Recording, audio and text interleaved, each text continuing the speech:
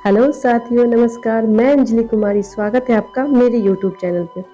साथियों, चलिए तो हम बुक की तरफ और भी आगे चलते हैं और बढ़ते हैं। हमारी सबसे बड़ी वचनबद्धता क्या है? अगर हम अनजाने में ऐसे गलत या अनैतिक वचन दे बैठे हैं जो हमारे मूल्य और आत्मा की आवाज के खिलाफ हो, तो ऐसे हाल में हमें क्या करना चाहिए? ऐसे हाल में हमारी सबसे बड़ी वचनबद्धता इस बात पर दोबारा गौर करने की होगी कि उस वचन को निभाए या तोड़े। मूल्यों के प्रति वचनबद्धता। वफादारी खरीदी नहीं जा सकती, इसे कमाया जाता है। और हम किसके प्रति वफादार होते हैं? व्यक्तियों के प्रति या संगठनों के प्रति? तो जवाब है इसमें से किसी के प्रति नहीं। हमारी वफादारी मूल्यों और सिद्धांतों के प्रति होती है। जहां मूल्यों में टकराव हो, वहां लोग न तो एक साथ एक ही घर में रह सकते हैं, न ही एक संगठन में साथ काम कर सकते हैं। जब कोई इंसान किसी व्यक्ति या संगठन में वफादारी या वचन निभाने का वादा करता है, तो वह वास्तव में क्या कहता है? वह कहता है, मैं तुम्हारे साथ हूँ, क्योंकि जिस चीज में तुम यकीन रखते हो उसी में मैं भी रखता हूँ। अगर मैं वचनबद्धता किसी ऐसे नेता, जीवन साथी, मालिक या कर्मचारी के प्रति है जो नशीली दवाइयों का व्यापारी या दुश्मन देश का जासूस बन जाता है, तो मुझे क्या करना चाहिए? क्या उसका साथ देना इसलिए जारी रखूं क्योंकि मैंने पहले वचन दिया हुआ है? बिल्कुल नहीं। मैंने अनैतिक और गैर कानूनी व्यवहार को समर्थन देने का वचन नहीं दिया था। वचन न निभाने का नतीजा होता है परिवार का टूटना, अधूरी जिंदगी, लावारिस बच्चे, व्यापार में नुकसान, कमजोर रिश्ते, अकेलापन, भारी तनाव, मायूसी, शर्मिंदगी। वचन दे और उन पर कायम रहे। नैतिकता। गलत फैसले और बुरी जिंदगी के लिए खराब हालात को दोषी नहीं ठहराया जा सकता।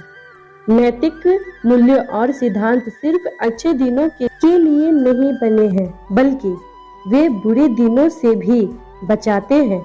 वे किसी देश के कानून की तरह है जिसकी जरूरत जब नागरिक अच्छे हो तब तो पड़ती ही है, मगर उससे भी ज्यादा उनकी जरूरत बुरे लोगों से बचाव करने के लिए पड़ती है।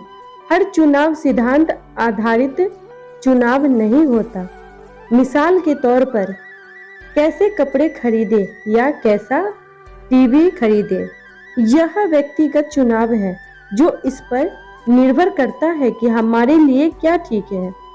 इस कामों में नैतिकता या अनैतिकता का सवाल नहीं उठता। व्यक्तिगत चुनाव मन की पसंद पर आधारित होता है, न कि ठोस यथार्थ पर। हालांकि ऐसे मामलों में नैतिकता का मसला नहीं जुड़ा होता, फिर भी जिम्मेदारी की भावना बनी रहनी चाहिए। नैतिकता चुनाव में सही और गलत के बीच ठोस सच्चाई के आधार पर चुनाव किया जाता है। यही वजह है कि जब हम एक अनैतिक कदम उठाते हैं तो हमारी आत्मा हमें धिक्कारती है, जबकि एक गलत व्यक्तिगत चुनाव करने पर ऐसा नहीं होता, क्योंकि नैतिक चुनाव में सही चीज का बिल्कुल स्पष्ट चुनाव किया जाता है। जैसे कि गणित के इम्तिहान में कोई भी बैठ सकता है, उसके जवाब भी अलग अलग हो सकते हैं, मगर जवाब का सही होना उसके चुनाव पर निर्भर नहीं करता, बल्कि वह तो उत्तर के वास्तविक रूप से सही होने पर निर्भर करता है।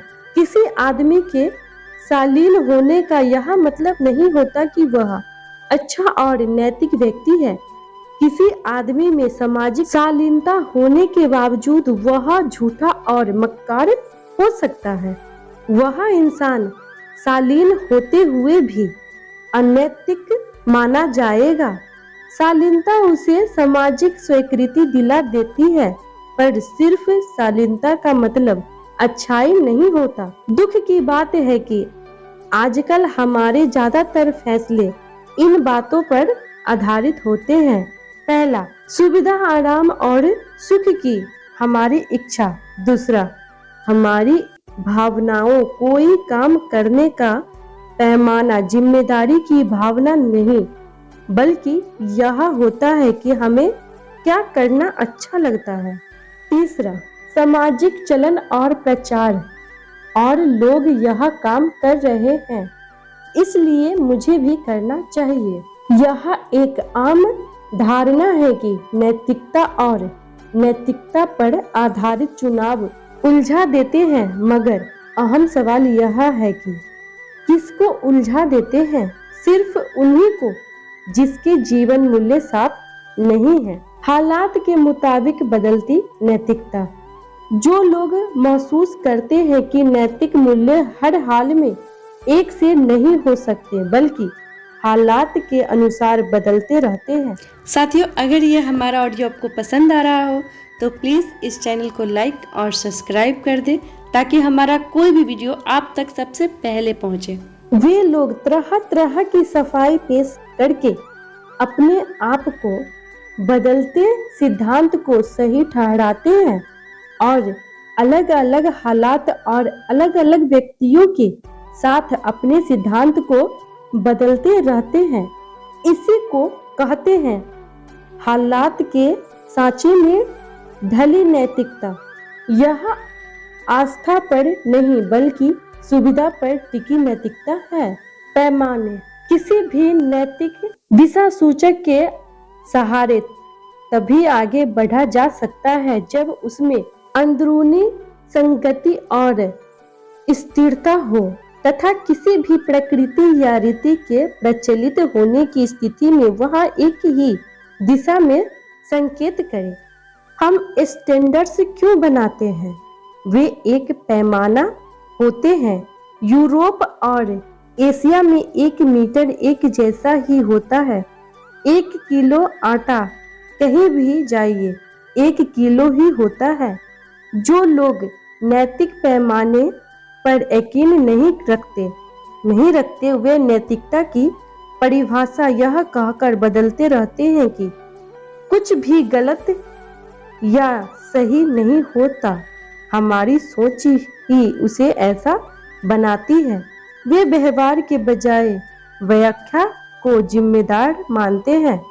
वे महसूस करते हैं मेरा व्यवहार तो ठीक है, आपकी व्याख्या ही गलत है। मिसाल के तौर पर हिटलर सोच सकता था कि वह सही था, मगर बड़ा सवाल यह है कि क्या वह सही था? भूखे को खाने के लिए पैसा देना उचित हो सकता है, लेकिन नशीली दवाई खरीदने के लिए पैसा देना गलत है। सामान्य हालात पैमानों को तय करते हैं, जिसमें सिर्फ खास हालात बददिली ला सकते हैं। मिसाल के तौर पर हत्या करना गलत है। यह एक आम धारणा है, माना हुआ हत्या है और एक नैतिक पैमाना है। आत्मरक्षा के लिए की गई हत्या को इस नैतिक पैमाने का अपवाह माना जाता है, लेकिन किसी को हत्या करने की छूट इसलिए नहीं मिल सकती कि आज मौसम अच्छा है या उसका दिल कर रहा है। हमारे नैतिकता के स्तर का पता इस बात से भी चलता है कि हम कैसे सलाहकार और कैसे सप्लायर चुनते हैं, कैसे खरीदारों से नाता करते हैं। अलग अलग संस्कृतियों में लोगों की अलग अलग राय और मत हो सकते हैं, मगर निष्पक्षता, न्याय, निष्ठा और वचनबद्धता जैसे मूल्य सर्वव्यापी और शाश्वत है। उसका संबंध किसी खास संस्कृति से नहीं होता। ऐसे कभी नहीं हुआ कि समाज में कार्यकर्ता के मुकाबले में वीरता को सम्मानित न किया गया हो। न्याय और नैतिकता में ये गुण शामिल है। एक दूसरे के मनोभावों को समझना, निष्पक्षता, घायलों, बीमारों और बूढ़ों के लिए हमदर्दी, समाज के व्यापक हितों का ध्यान। ज्यादा लोगों के एक बात पर सहमत होने का मतलब यह नहीं है कि वह एक बात सही है। मिसाल के तौर पर यदि किसी देश के सभी नीली आंखों वाले लोगों से वोट देने का हक छीनने के लिए मतदान करे तो उसे सही नहीं माना जाएगा। समाज के व्यापक हितों का ध्यान गुरुत्वाकर्षण के नियमों की तरह ही नैतिकता के बुनियादी मूल्यों सर्वव्यापी है। जिस तरह अनुशासन के बिना आजादी बर्बादी लाती है, उसी तरह मूल्य और सिद्धांतों के बिना समाज नष्ट हो जाता है। अगर सचमुच सिद्धांतों का सही या गलत होना हर एक की राय पर ही निर्भर है, जो सिर्फ किसी अपराधी को जेल में नहीं भेजा जाना चाहिए। एक समाज अच्छा या बुरा उसके नागरिकों के नैतिक मूल्यों के आधार पर बताता है कि इन्हीं नैतिक मूल्यों से समाज को शक्ति मिलती है। कुछ लोग अपेक्षा के अनुसार सिद्धांत में विश्वास करते हैं, लेकिन वे अपनी विडंबनाओं में ही फंसकर रह जाते हैं। वे कहते हैं कि सब कुछ सापेक्ष है। बात बिल्कुल सच है, लेकिन अपने आप में ही विरोधाभासी भी गलत और सही, ईमानदारी और बेईमानी में फर्क करने के लिए पहले हमें इनके वजूद की मौजूदगी को मानना होगा। जैसे किसी चीज का लेबल बदलने से चीज नहीं बदल जाती, ठीक वैसे ही नाम बदलने से उसका मतलब नहीं बदल जाता। गिरे हुए नैतिक मूल्यों को नए नए नाम देकर अधिक स्वीकार्य योग्य बनाने की कोशिश की जा रही है और मीडिया अनैतिकता को ग्लैमराइज कर रहा है। झूठ बोलने वालों को बढ़ी मुखी और कल्पनाशील बनाया जा रहा है। किसी व्यक्ति को नैतिक शिक्षा दिए बिना वैचारिक शिक्षा देना समाज के लिए संकट को न्योता देना है। 1993 में कोलंबिया यूनिवर्सिटी के प्रेसिडेंट माइकल सोनबर्न ने इस्तीफा दिया तो एक रिपोर्टर ने उनसे पूछा कि क्या कोई काम उसने अधूरा छोड़ दिया है। सोनबर्न ने जवाब दिया, हाँ, बस एक ही काम बाकी रह गया है। उन्होंने नैतिकता शिक्षा की कमी की तरफ इशारा करते हुए कहा, एक आम स्टूडेंट को इस बारे में कोई शिक्षा नहीं दी जाती। ज्यादातर शिक्षक इस विषय को छूने से कतराते हैं। नैतिकता शिक्षा देना माँ बाप के जिम्मे छोड़ दिया जाता है। नतीजा यह है कि इस देश में नई पीढ़ी को नैतिकता और सिद्धांतों को शिक्षा पहले से भी कम मिल रही है, जबकि उसे इसकी बहुत ज्यादा जरूरत है। सिद्धांत और नैतिकता मूल्य कोई धर्म नहीं है, ये एक शांति प्रिय समाज के लिए जरूरी सूझबूझ भरे व्यवहार के सिद्धांत है।